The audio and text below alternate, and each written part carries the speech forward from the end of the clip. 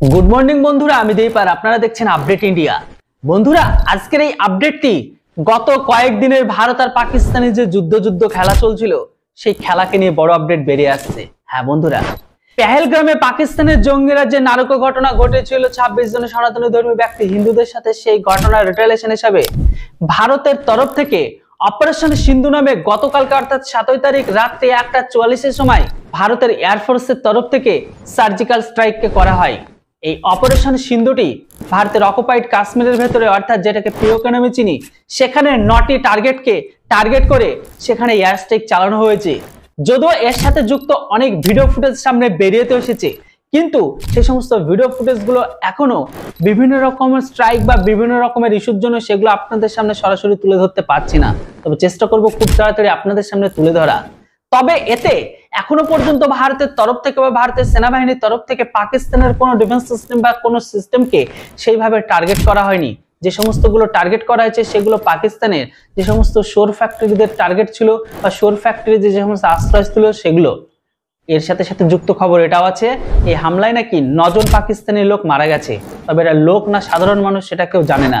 তবে দেখুন, এতদিন একটা যুদ্ধ খেলার পরে অবশেষে এই যে স্ট্রাইক আর এই যে এখন মারা যাওয়ার খবরগুলো, দেখুন এতে কিন্তু আমি সম্পূর্ণভাবে হ্যাপি বলবো না, আবার এতে সম্পূর্ণভাবে আমার মনোপুত হয়েছে এমনটা বলবো না, যদিও এতে আমার পার্সোনালির সাথে কোনো কিছু যুক্ত নয়। কারণটা দেখুন, এতদিন ধরে যে ভারত আর পাকিস্তানের মাঝে যে যুদ্ধ পরিস্থিতি ছিল, পাকিস্তান কি এটা জানতো না যে ভারত আজ নয়তো কাল, কাল নয়তো পরশুর তাদের উপর ঘরের ভেতর দিকে সার্জিক্যাল স্ট্রাইক করবে, যেমনটা আমরা আগে দেখে এসেছি? তাহলে সেই হিসাব মতো পাকিস্তানের যে সমস্ত শোর ফ্যাক্টরিতে লঞ্চ প্যাড গুলো ছিল তারা তো আগেই অলরেডি ফাঁকা করে দিয়েছে। ইভেন পিওকের ভেতরে যে সমস্ত পাকিস্তানিদের মাদ্রাসা ছিল তারা অলরেডি আগেই সেগুলো খালি করে দিয়েছে বা বন্ধ করে দিয়েছে, যে জানে ভারত প্রত্যেকবারের মতো এবারও হয়তো সেখানে কোনো রকম স্ট্রাইক করতে পারে। তাহলে আপনাদের কি মনে একটা প্রশ্ন জাগে না যে ভারত যে গতকাল রাত্রে 1:44-এর সময় অপারেশন সিন্দুর নামে যে স্ট্রাইককে চালিয়েছে, সেই স্ট্রাইকে পাকিস্তানের ওই সমস্ত জঙ্গিগুলো মারা গেছে? আমি পাকিস্তানের সেনার কথা বাদই দিলাম, এর কি গ্যারান্টি আছে? তারা তো অলরেডি ভারতের এই সমস্ত পলিসিগুলো সম্পর্কে জানে যে ভারত আমাদের উপর যখন তখন স্ট্রাইক করতে পারে।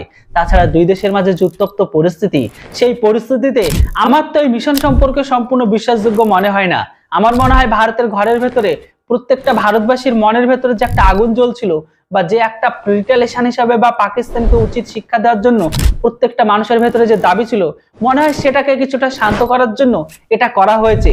তবে জানি না ভারতের তরফ থেকে করা এই কারবাইতে কতজন পাকিস্তানের শোর মারা গেছে আর কার বা কি ক্ষতি হয়েছে। হয়তো এরপরে পাকিস্তানের তরফ থেকে কোনো একটা প্রোপাগান্ডা দেখানো যেতে পারে, বা হয়তো এমনও হতে পারে পাকিস্তানের তরফ থেকে বিভিন্ন টাইপের নতুন প্রোপাগান্ডা নিউজ। তো যাই হোক বন্ধুরা, অপারেশন সিন্ধু সম্পর্কে এখনো ডিটেলস তেমন কোনো কিছু পাবলিক হয়নি, তবে পাবলিক হলে অবশ্যই আমি আপনাদের জানিয়ে দেবো। অপারেশন সিন্ধু সম্পর্কে জেনে আপনাদের কি মতামত সেটা অবশ্যই কমেন্ট বক্সে লিখে জানান। Thanks for watching. জয় হিন্দ, বন্দে মাতরম।